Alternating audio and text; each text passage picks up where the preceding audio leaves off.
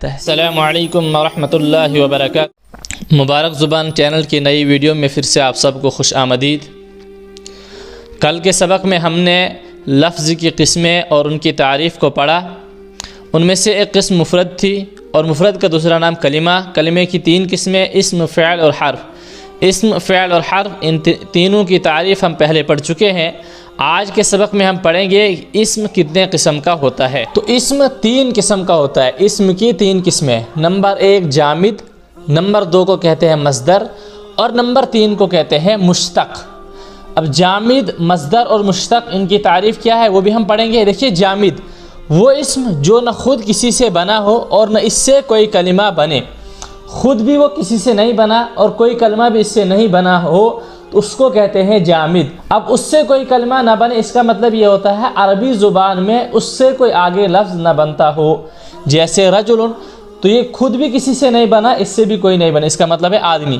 فرسن گھوڑا، امراتن عورت، تو یہ ایسے کلمات ہیں جو خود کسی سے نہیں بنے اور نہ ان سے آگے کوئی کلمہ بنتا ہے، دوسرا کلمہ، تو اس کا مطلب یہ جامد ہے۔ جامد کا مطلب جمع ہوا، جو نہ خود کسی سے بنا ہو نہ اس سے کوئی بنتا ہو۔ دوسرے نمبر پر ہے مصدر، وہ اسم ہے جو خود تو کسی سے نہ بنا ہو، یعنی مصدر خود کسی سے بنتا نہیں ہے، وہ خود بخود وجود میں آتا ہے، مگر اس سے دوسرے کلمات بنتے ہوں۔ اب کیسے؟ جیسے نصر، ضرب، فتح۔ نصر کا مطلب مدد کرنا، ضرب کا مطلب مارنا، فتح کا مطلب کھولنا۔ تو دیکھیے، نصر مصدر ہے، اس سے دوسرے کلمات بنتے ہیں۔ کیسے؟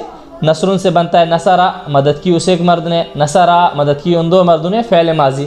اسی طرح فعل مضارع بھی بنتا ہے، فعل امر بھی بنتا ہے، فعل ماضی معروف، مثبت، منفی، مجہول، سب جو بنتے ہیں وہ مصدر سے بنتے ہیں۔ جیسے کہ ان میں سے ہم نے ایک گردان پڑھی ہے فعل ماضی مثبت معروف کی اور فعل ماضی منفی معروف کی، یہ گردانیں ہم نے مکمل پہلے پڑھی ہیں۔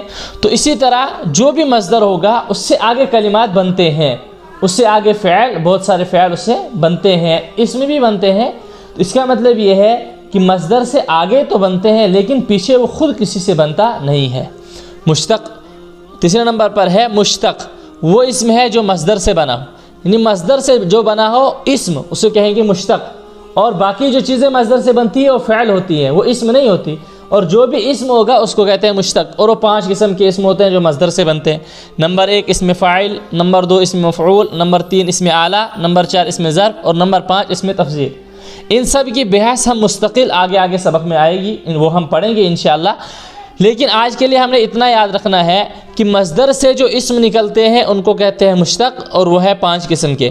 اس کے علاوہ جو بھی مصدر سے آگے کلمات نکلتے ہیں وہ اسم نہیں بلکہ فعل ہوتے ہیں، جیسے فعل ماضی، فعل مضارع، فعل امر۔ ماضی کی پھر قسمیں ہیں، ماضی پھر 6 قسم کا ہوتا ہے، پھر ہر ایک میں سے 4 قسمیں ہیں، مثبت معروف، منفی معروف، مثبت مجہول، منفی مجہول، تو کل 24 قسمیں۔ اسی طرح فعل مضارع، اس کی بھی قسمیں ہیں، نفی تاکید، بلا، نفی تاکید، سب تمام کے تمام جتنے بھی افعال ہیں وہ جو بنتے ہیں وہ مصدر سے بنتے ہیں، تو ان کو افعال کہتے ہیں۔ لیکن جو بھی مصدر سے اسم بنتا ہے اس کو مشتق کہتے ہیں، اور وہ 5 قسم کے ہوتے ہیں۔ آج ہم نے اتنا یاد رکھنا ہے کہ مصدر سے بننے والے اسم 5 قسم کے ہوتے ہیں۔ پہلے کو اسم فاعل، دوسرے کو اسم مفعول، تیسرے کو اسم اعلیٰ، چوتھے کو اسم ظرف، 5ویں کو اسم تفضیل کہتے ہیں۔